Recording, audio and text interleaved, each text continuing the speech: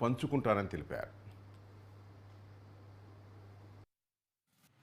BRS working president KTR గారి road show సందర్భంగా ఏదైతే గతంలో అతను సభలో హిందువులపైన శ్రీరాముడు జై శ్రీరామ్ అంటే ఏదైనా అన్నం పెడతాదా అని చెప్పేసి అనడము, అనిశ్చిత వ్యాఖ్యలు మాట్లాడడం వల్ల నిన్న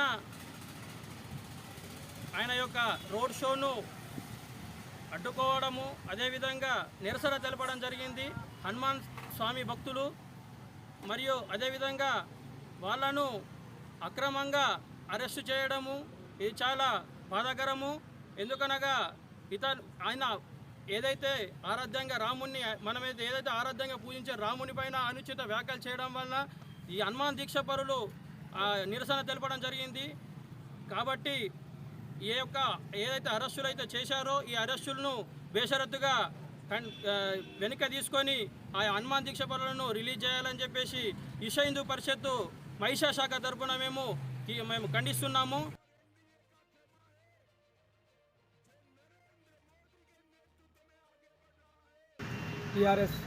బీఆర్ఎస్ వర్కింగ్ ప్రెసిడెంట్ అయినటువంటి కేటీఆర్ గారు బైన్సాలో కార్నల్ మీటింగ్ సందర్భంగా మీటింగ్ ఏర్పాటు చేయడంతో గతంలో అతను హిందువులపై శ్రీరామునిపై ఏదైతే మనం హిందువులు శ్రీరాముని ఆరాధిస్తామో అలాంటి శ్రీరాముని జై శ్రీరామ్ అంటే మీకు హిందువులకి ఏమైనా అన్నం పెడుతుందా అనే వాక్యాలు చేయడం వల్ల ఏదైతే